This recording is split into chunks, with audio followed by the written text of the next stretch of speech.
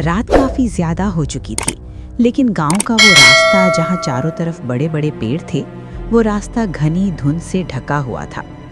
राजनपुर गांव में कैलाश नाम का एक आदमी रहता था, जो एक सेठ के गोदाम में काम करता था। उस रात कैलाश को काम खत्म करते करते काफी देर हो गई थी और वो अपने घर की तरफ लौट रहा था। कैलाश पैदल चल रहा था, पर ज्यादा धुंध होने के कारण कैलाश को ज्यादा दूर का कुछ दिखाई नहीं दे रहा था। अरे यार, एक तो इतनी ज्यादा सर्दी पड़ रही है और ऊपर से ये धुंध भी इतनी ज्यादा है। मुझे तो कुछ दिखाई भी नहीं दे रहा। अब मैं घर तक कैसे जाऊंगा?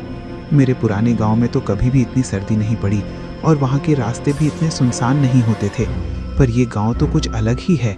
कैलाश अपनी सोचों में गुम था और उस सुनसान रास्ते से गुजर ही रहा था कि तभी उसे दरख्तों के पास से अजीब अजीब सी आवाजें सुनाई देती हैं।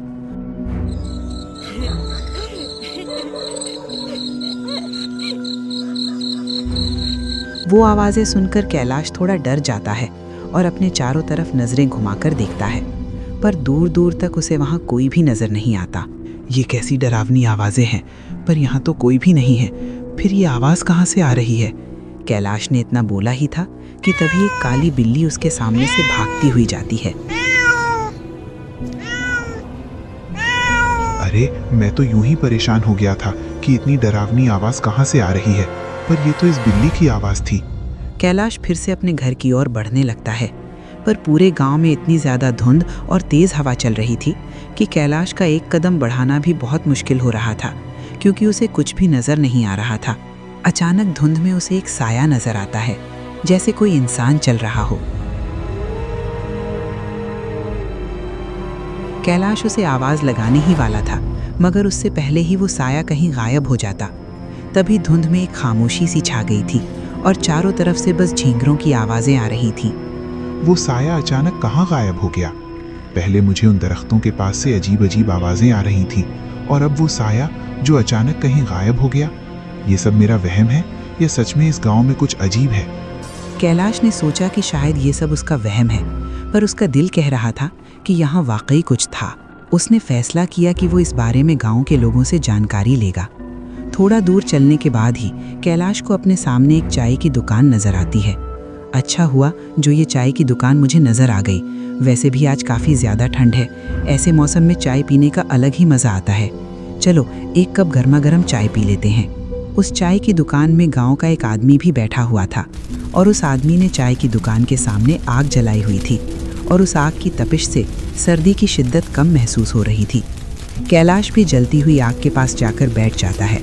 केतली में चाय उबल रही थी। तभी कैलाश ने चाय वाले से बोला, भाई, जरा एक कप गर्मा गर्म चाय मुझे भी दे दो और उसमें थोड़ी अदरक भी डाल देना। जी साहब, चाय बस उबल ही रही है, मैं 2 मिनट में आपको गर्मा गर्म चाय देता हूँ। भैया, मैंने आपको इस गांव में पहली बार देखा है। लगता है आप इस गांव में नए आए हैं। ओ भाई, मैं कुछ दिन पहले ही इस गांव में आया हूँ और सेठ हरिशंकर के गोदाम में काम करता हूँ। आज काम खत्म करते करते मुझे काफी रात हो गई। अब मैं अपने घर वापस ही जा रहा था कि तभी मुझे चाय की दुकान नजर आ गई, तो मैंने सोचा कि एक कप चाय ही पी लूं। अच्छा भाई, वैसे अभी तुम जिस रास्ते से आ रहे थे ना, रात के समय उस रास्ते से गांव का कोई भी आदमी नहीं गुजरता। क्यों भाई, ऐसा भी क्या है उस रास्ते में जो रात के समय गांव का कोई भी आदमी वहां से नहीं गुजरता? आज से कुछ साल पहले उस रास्ते में कुछ गरीब लोगों की बस्ती हुआ करती थी, पर गांव के मुखिया को उस जमीन पर कब्जा करना था, और मुखिया ने उन गरीब लोगों को उस जगह को खाली करने के लिए कुछ समय दे दिया था, पर उन लोगों ने मुखिया को साफ इनकार कर दिया, जिस कारण मुखिया ने अपने आदमियों से कहकर आधी रात को उस बस्ती में आग लगवा दी थी, जिस कारण काफी सारे लोगों की जान गई, और उन लोगों की आत्मा आज भी वहां भटक रही है और रात के समय वहां से आने जाने वाले लोगों को परेशान करती है। वैसे मुझे भी वहां से कुछ अजीब सी आवाजें आ रही थी, पर मुझे लगा कि वो सब मेरा वहम होगा। नहीं भाई, वो तुम्हारा वहम नहीं था। वो रास्ता सच में बहुत खतरनाक है। तुमने वहां किसी को देखा तो नहीं? नहीं, आज तो बहुत ज्यादा धुंध हो रही थी, तो ज्यादा दूर का कुछ दिखाई नहीं दिया। बस एक हल्का सा साया देखा, पर वो अचानक कहीं गायब हो गया। फिर उसके बाद सब कुछ बिल्कुल शांत हो गया था, जैसे किसी ने सब कुछ रोक दिया हो। तभी चाय वाला डरते हुए बोला, साहब, इतनी रात में ऐसी बातें मत करो, मुझे डर लगता है। अरे इसमें डरने की क्या बात है, हम लोग तो बस आपस में बातें कर रहे हैं। ये लीजिए साहब, आपकी चाय भी तैयार हो गई है। फिर कैलाश चाय पीता है और सोचता है कहीं ये आदमी मुझे बेवकूफ़ तो नहीं बना रहा। ये ज़माने में भूत प्रेत तो नहीं होते। ज़रूर ये आदमी मुझे बेवकूफ़ बना रहा है। मुझे वहाँ जाकर देखना चाहिए। वैसे भी मैं कौन सा भूत प्रेत जैसी चीज़ों से डरता हूँ। मैं दोबारा वहाँ जाऊँगा तो ही मुझे पता चलेगा कि आखिर सच क्या है। ऐसा सोचकर कैलाश वहाँ से उठ जाता है और उसी रास्ते से दोबारा जाने लगता है। तभी गाँव का वो आदमी कैलाश से बोला, अरे भाई, वहां क्यों जा रहे हो?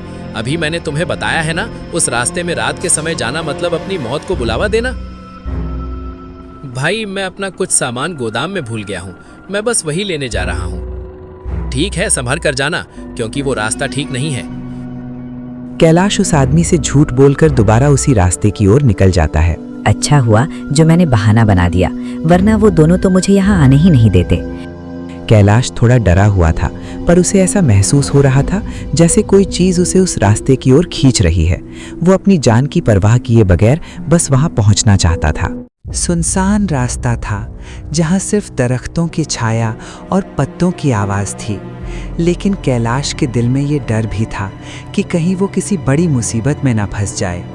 थोड़ा दूर चलने के बाद ही उसे एक घर नज़र आया जहाँ एक आदमी खड़ा हुआ था। कैलाश उस आदमी के पास जाता है। अरे भाई, इतनी रात गए आप यहाँ क्या कर रहे हैं, वो भी इतनी सर्दी में? भाई, मैं तो अपने घर ही जा रहा था, तभी मुझे गांव के एक आदमी ने बताया कि कुछ साल पहले यहाँ एक बस्ती होती थी जिसे गांव के मुखिया ने अपने आदमियों से कहकर पूरी बस्ती में आग लगवा दी थी, और उन लोगों की आत्मा आज भी यहाँ भटक रही है। मैं बस देखने आया हूँ कि उस आदमी की बात सच है या वो झूठी कहानियां बनाकर मुझे डरा रहा था।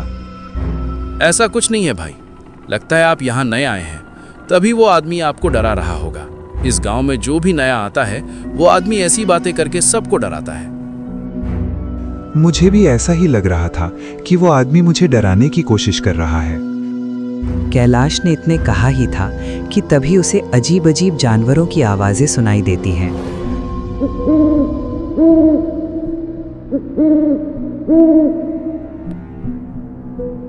अरे, ये कैसी डरावनी आवाज़ है? साहब, आप परेशान मत हो, पीछे जंगल है और रात के समय जंगली जानवर निकल आते हैं, ये उन्हीं की आवाज़ है। अगर ऐसा है तो मुझे जल्द से जल्द अपने घर जाना चाहिए। भैया, इतनी रात में आप सुनसान रास्ते से जाएंगे? अगर ऐसे में कोई जंगली जानवर आपके सामने आ गया तो? वैसे भी काफी ज्यादा रात हो चुकी है और चारों तरफ कोहरा छाया हुआ है। ऐसे में घर जाना आपके लिए काफी मुश्किल हो जाएगा। आप चाहें तो आज मेरे घर रुक सकते हैं, कुछ ही देर में सुबह हो जाएगी तो आप अपने घर वापस चले जाना। आपने बिल्कुल ठीक कहा, आपका बहुत बहुत धन्यवाद। फिर कैलाश उस आदमी के घर के अंदर जाता है और आंखें बंद करके लेट जाता है कि तभी उसकी आंख लग जाती है और कुछ देर बाद उसे बाहर से काफी सारे लोगों की आवाजें आती हैं। अरे, ये आवाज तो बाहर से आ रही है, अभी थोड़ी देर पहले तो बाहर कोई नहीं था, फिर ये आवाज किसकी आ रही है? मुझे बाहर जाकर देखना होगा।